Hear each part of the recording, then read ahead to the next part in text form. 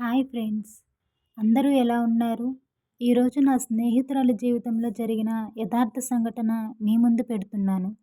నేను horror stories మరియు యథార్థ సంఘటనల ఆధారంగా తీసిన స్టోరీస్ ప్రతిరోజు నా ఛానల్లో అప్లోడ్ చేస్తాను. మీకు నా స్టోరీస్ నచ్చితే సబ్స్క్రైబ్ చేసి లైక్ చేయండి. నన్ను సపోర్ట్ చేస్తారని కోరుకుంటున్నాను. ఈ కథ కొంచెం డిస్టర్బింగ్‌గా ఉంటుంది. 18+ కంటెంట్ కూడా ఉంటుంది.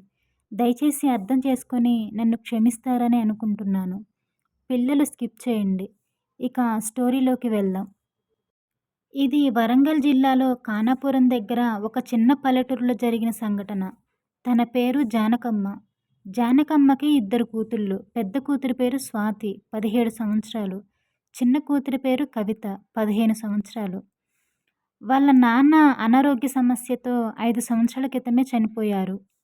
వాళ్ళ నాన్న చనిపోవడంతో ఆ ముగ్గురి పరిస్థితి ఘోరంగా అయిపోయింది. వాళ్ళు చాలా పేదవారు. చుట్టాలు కూడా ఎవరు పట్టించుకునేవారు కాదు. జానకమ్మ అమ్మగారు వారి దగ్గరికి వచ్చి, మన ఇంటికి వెళ్దాం రండి. అక్కడ మీరు ముగ్గురు ఆడవాళ్ళు, మీకు ఎవరూ తోడుగా లేరు. మన ఊరు వెళ్దాం, అక్కడ పిల్లల్ని చదివించుకుంటూ నువ్వు ఏదో ఒక పని చేసుకుని ఉండు అని చెప్పి జానకమ్మని ఆమె ఇద్దరు పిల్లల్ని తీసుకొని తమ ఊరు వెళ్ళిపోయారు. పెద్దమ్మాయి 10థ్ క్లాస్ చదువుతోంది. చిన్నమ్మాయి కవిత చదువు ఇష్టం లేకపోవడంతో వాళ్ళ అమ్మమ్మ వాళ్ళు గొర్రెలు పెంచుతారు. అవి చూసుకుంటూ ఉండేది. స్వాతి అదే ఊరిలో ఒక అబ్బాయిని ప్రేమిస్తుందని ఇంట్లో తెలిసి చదువు మాన్పించేశారు. తెలుసు కదా! అది పల్లెటూరు. ఇంకా వాళ్ళు తండ్రి లేకుండా పెరుగుతున్నారు. అదే కారణంతో చుట్టుప్రక్కల వాళ్ళు ఎన్నో అనుకునేవారు. అవన్నీ భరించలేక జానకమ్మ స్వాతికి పక్క గ్రామంలో ఉన్న రమేష్ అనే అబ్బాయికిచ్చి పెళ్లి చేసింది. కానీ రమేష్ వయసు 30 సంవత్సరాలు. ఇంకా తను రెండో సంబంధం వాడు. కట్నం లేకపోవడంతో ఇవేమీ చూడకుండా పెళ్లి చేసింది జానకమ్మ. పెళ్ళైన తర్వాత స్వాతి రమేష్‌తో మంచిగా ఉండేది కాదు. రమేష్ వాళ్ళ అమ్మ మరియు జానకమ్మ అందరూ కలిసి ఎంత నచ్చచెప్పినా స్వాతి వినలేదు. అయితే ప్రతిరోజు రాత్రి ఆమెకు స్లీపింగ్ టాబ్లెట్ ఇచ్చేవారు. దానికి జానకమ్మకి ఇష్టం లేకపోయినా అమ్మాయి జీవితం బావుంటుంది అని కారణంతో ఒప్పుకుంది. అలా కొన్ని రోజుల వరకు జరిగింది. కొన్ని నెలల తర్వాత స్వాతి ప్రెగ్నెంట్ అయింది. జానకమ్మ స్వాతితో జరిగిందంతా చెప్పింది. చేసేది ఏం లేక స్వాతి మౌనంగా ఉండిపోయింది. అలా 4 సంవత్సరాలకి ఇద్దరు మగపిల్లలు పుట్టారు. పిల్లలు ఎంతో ముద్దుగా ఉండేవారు. రమేష్‌కి ఎక్కువ వయసు మరియు రెండవ పెళ్లి. అయినా కూడా స్వాతిని బాగానే చూసుకునేవాడు. అదే కారణంతో స్వాతి కూడా రమేష్‌తో మంచిగా ఉండేది. అలా వారి జీవితం బాగానే ఉంది. స్వాతికి పెళ్ళయిన 2 సంవత్సరాలకే కవితకి పెళ్లి చేశారు. అబ్బాయి పేరు వెంకటేశ్వర్లు. వాళ్ళది ఖానాపురం. వెంకటేశ్వర్లకి ఒక తమ్ముడు కూడా ఉన్నాడు. వాళ్ళకి 5 ఎకరాల పొలం ఉంది. కానీ వెంకటేశ్వర్లు అందరిలాగా ఉండేవాడు కాదు. కొంచెం డిఫరెంట్‌గా ఉండేవాడు. అంటే ఏం పని చేసేవాడు కాదు. తెలివితేటలు లేకుండా ఉంటారు గదా! అలా ఉండేవారు. ఎవరైనా ఏదైనా పని చెప్తే చేసేవాడు. లేదంటే ఏం చేయకుండా అలా ఉండేవాడు. అబ్బాయిని చూడగానే తెలుస్తుంది అతను ఏదోలా ఉన్నాడని. కానీ వీళ్ళు గూడా కట్నం వద్దని చెప్పడంతో జానకమ్మ మరియు ఆమె అమ్మానాన్న బలవంతం చేయడంతో కవిత పెళ్ళికొప్పుకుంటుంది. పెళ్ళైన తర్వాత కవిత నరకం చూసింది. ఎందుకంటే వెంకటేశ్వర్లకి శృంగారం పిచ్చి ఎక్కువ ఉండేది. ఎప్పుడు చూసినా అదే పనిగా ఉండేవాడు. కవిత చిన్నపిల్ల కావడంతో భరించలేకపోయింది. వాళ్ళ అమ్మకి ఫోన్ చేసి చెప్పింది. కానీ జానకమ్మ అంతగా పట్టించుకోలేదు. సర్దుకుపోవాలి అని చెప్తూ ఉండేది. వెంకటేశ్వర్లు కవితని మనిషిగా కూడా చూసేవాడు కాదు. తినడం, ఆమెతో ఉండడం, రాత్రి పగలు అని సమయం కూడా ఉండేది కాదు. కవిత వాళ్ళ అత్తమామలకి కూడా చెప్పింది. వారు వెంకటేశ్వర్లని ఏదో గద్దించాలి కదా అన్నట్టు గద్దించి వదిలేసేవారు. కవితకి 1 సంవత్సరంలోపు బాబు పుట్టాడు. అయినా కూడా వెంకటేశ్వర్లు ఏమీ మారలేదు. రాత్రి అయితే కవితకు భయం పుట్టేది. ఒక పక్క పిల్లవాడు ఏడుస్తున్న వెంకటేశ్వర్లు వినేవాడు కాదు. పట్టించుకునేవాడు కాదు. అదే పనిగా ఉండేవాడు. ఒకరోజు మధ్యాహ్నం సమయంలో ఆవులకి గడ్డి తీసుకురమ్మని వెంకటేశ్వర్లకు చెప్పింది కవిత. అప్పుడు వెంకటేశ్వర్లు, మరి నువ్వు నాతో ఉంటేనే వెళ్తా అని అన్నాడు. అదే సమయానికి కవిత మరిది ఇంటికి వచ్చాడు. కవిత తలదించుకొని మొహం చూపించకుండా, "చిన్నా నువ్వు 10 నిమిషాలు బయటికి వెళ్ళు" అని చెప్పింది ఏడ్చుకుంటూ. కవిత మరిది అర్థం చేసుకొని అక్కడి నుంచి వెళ్ళిపోయాడు. అలా ఏం పని చెప్పినా కవిత దానికి ఒప్పుకుంటేనే చేస్తా అని చెప్పేవాడు.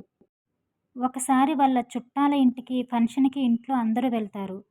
కవిత, వెంకటేశ్వర్లు గూడా వెళ్తారు. 2 రోజులు అక్కడే ఉండవలసొస్తుంది. ఆ రోజు రాత్రి చుట్టాలతో కలిసి పడుకుంటాను. మామయ్య కూతుళ్ళు, పెదనాన్న కూతుళ్ళు అందరూ ఉన్నారు గదా! అని కవిత చెప్పి వాళ్ళతోనే పడుకుంటుంది. కానీ వెంకటేశ్వర్లు అర్ధరాత్రి సమయంలో వచ్చి అందరి ముందు పెద్దగా కవితను నిద్రలేపి, "లోపలికి రా నాకు నిద్ర పట్టట్లేదు" అని అరుస్తున్నాడు. అందరూ ఒక్కసారిగా లేచారు. కవితకి చాలా సిగ్గుగా అనిపించింది. ముందే ఈ విషయం అందరికీ తెలిసి ఉండడంతో అందరూ వెంకటేశ్వర్లుకి నచ్చచెప్పి అక్కడి నుంచి పంపించేశారు. ఇలా కవితని ఇబ్బంది పెడుతూ ఉండేవాడు. విసుగొచ్చిన కవిత పిల్లవాడిని తీసుకొని జానకమ్మ దగ్గరికి వెళ్ళింది. ఎన్ని రోజులైనా ఇంటికి రావట్లేదు అని ఈ విషయం తెలిస్తే ఊర్లో పరువు పోతుందని వెంకటేశ్వర్ల అమ్మా నాన్న కవిత దగ్గరికి వెళ్ళి, "అమ్మా కవిత, అబ్బాయిని ఆసుపత్రిలో చూపిస్తున్నాము. ఇక నుంచి జాగ్రత్తగా ఉంటాడు. ఇంటికి రా అమ్మా" అని పిలిచారు. జానకమ్మతో సహా అందరూ నచ్చజెప్పడంతో మళ్ళీ అత్తారింటికి వెళ్ళింది కవిత. వెంకటేశ్వర్లు వాళ్ళ అమ్మ అన్నట్టుగానే ఆసుపత్రిలో చూపిస్తున్నారు కానీ ఏం మారలేదు. అలా కొన్ని రోజులకి వెంకటేశ్వర్లు మతిస్థిమితం బాగుండకపోవడంతో చనిపోతాడు. కవితకి ఒక పక్క బాధగా ఉన్నా, మరో పక్క ఈ నరకం నుంచి బయటపడిన సంతోషం కూడా ఉంది. అలా 11వ రోజుకి వెంకటేశ్వర్లు అంత్యక్రియలు జరిగాయి. కానీ మరుసటి రోజు నుంచి రాత్రి 10 గంటల నుంచి కుక్కలు మొరుగుతూ ఉన్నాయి. ఎలా అంటే ఒక మనిషి వెళ్తే అటు తిరుగుతూ, ఇటు తిరుగుతూ ఉంటాయి గదా! అలా తిరుగుతూ మొరుగుతూ ఉండేవి. ఆ వీధిలో వారంతా మరుసటి రోజు నుంచి భయపడటం మొదలుపెట్టారు. అందరూ అనుకుంటున్నారు వెంకటేశ్వర్ల ఆత్మ తిరుగుతుంది రాత్రి సమయంలో ఎవరూ బయటికి రావద్దు అని. ఈ విషయం కవిత ఇంట్లో తెలిసేది కాదు. అలా ఆడవాళ్ళు ఆ రోజు నుంచి బయటికి వాష్‌రూమ్‌కి రావాలన్నా ఇంట్లో ఎవరినో ఒకళ్ళని తోడు తెచ్చుకునేవాళ్ళు. ఒకరోజు కవిత ఇంటి పక్కన 20 సంవత్సరాల అమ్మాయి ఉండేది. ఆ రోజు రాత్రి ఆ అమ్మాయికి ఏదో వింతగా అనిపించింది. తను నిద్రపోతున్నప్పుడు తన పక్కన ఎవరో ఉన్నట్టు అనిపించింది. ఆమెను ఎక్కడ పడితే అక్కడ పట్టుకుంటున్నారు. ఆమె నిద్రలోనే వద్దు, వద్దు అంటుంది. ఆమెనెవరో భయపెడుతున్నారు. ఆమె నిద్రలోనే సరే, సరే చేస్తాను. నువ్వు చెప్పినట్టే చేస్తాను అని భయపడుకుంటూ ఆమె దుస్తులు అన్నీ విప్పేసింది. మరుసటి రోజు ఉదయాన్నే ఆమె నిద్రలేచి చూడగానే నిజంగానే ఆమె ఒంటి మీద దుస్తులు లేవు.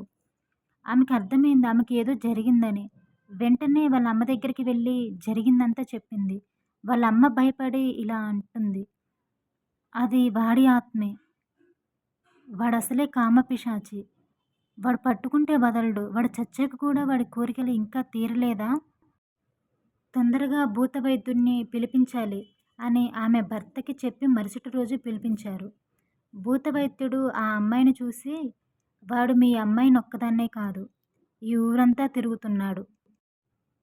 ప్రతి అమ్మాయి దగ్గరికి వెళ్తున్నాడు. అందరి దుస్తులు విప్పుతున్నాడు. కానీ వాడు ఆత్మ కావడంతో వాడి కోరిక తీర్చుకోలేకపోతున్నాడు. కానీ ఎవరూ బయటికి చెప్పుకోలేదు. ఇంకా 2 రోజులలో అమావాస్య వస్తుంది. ఈలోపు వాడి ఆత్మ బంధించకపోతే ఈ ఊర్లో ఉన్న అమ్మాయిలందరినీ లోబరుచుకునేవాడు." ఆ మాటతో అక్కడున్న వారందరూ భయపడ్డారు. "ఏం భయపడకండి. వాడు ఆత్మగా మారినప్పటి నుండి ఒక్కసారి కూడా అమావాస్య రాలేదు. అదే కారణంగా వాడి శక్తులు ఇంకా పెరగలేదు. అందుకే ఎవరిని ఏమీ చేయలేకపోయాడు. వాడి ఆత్మని సులభంగా బంధించవచ్చు" అని చెప్పాడు. అదే రోజు రాత్రి ఆ ఇంటి నడిగుమ్మంలో ఆ వ్యక్తి కూర్చొని మంత్రాలు చదువుతున్నాడు. అతని ముందు ఒక పెద్ద మంట పెట్టాడు. ఇంటి వెనుకున్న గుమ్మం తలుపు తెరవమని చెప్పాడు. ఆమె అలాగే తలుపు తెరిచింది. తలుపు తెరిచిన కొద్దిసేపటికే ఒక నల్లని నీడ అచ్చం మనిషి రూపంలో ఉంది. అది చూడడానికి ఎంతో భయంకరంగా ఉంది. కళ్ళు ఎర్రగా ఉన్నాయి. కానీ ముఖంలో ఏదీ కనిపించట్లేదు. ఆకారం మాత్రం మనిషిలాగే ఉంది. అది వచ్చి ఆ వ్యక్తి ముందు కూర్చుంది. ఆ వ్యక్తి మంత్రాలు ఆపలేదు. "వద్దు, వద్దు, దయచేసి మంత్రాలాపు. నా ఒళ్ళు మంట పుడుతుంది" అని అరుస్తూ ఉంది ఆ నల్లని నీడ. ఆ భూతవైద్యుడు ఏమీ వినిపించుకోకుండా మంత్రాలు చదువుతూనే ఉన్నాడు. ఆ మంత్రాలకి భరించలేని ఆత్మ ఆ భూత వైద్యుడు పెట్టిన మంటలలో కలిసిపోయింది. అది చూసి అందరూ "హమ్మయ్య! పీడ విరగడైపోయింది" అని తమలో తామనుకున్నారు. ఈ సంఘటన అంతా అయిపోయిన తర్వాత భూత వైద్యుడు మొత్తం 32 తాయెత్తులిచ్చి, మీ అమ్మాయికి మరియు ఈ వీధిలో ఉన్న అమ్మాయిలందరికీ కట్టమని చెప్పి వెళ్ళిపోయాడు. మరుసటి రోజు ఉదయాన్నే ఆ వీధి వారందరినీ పిలిచి జరిగినదంతా చెప్పి ఆ తాయెత్తులిచ్చేసింది. ఈ విషయం అంతా ఆ ఊరిలో కవితతో క్లోజ్‌గా ఉన్న అమ్మాయి కవితకి చెప్పింది. ఇది నా స్నేహితురాలి జీవితంలో జరిగిన యథార్థ సంఘటన. మీకెలా అనిపించిందో కామెంట్ చేయండి.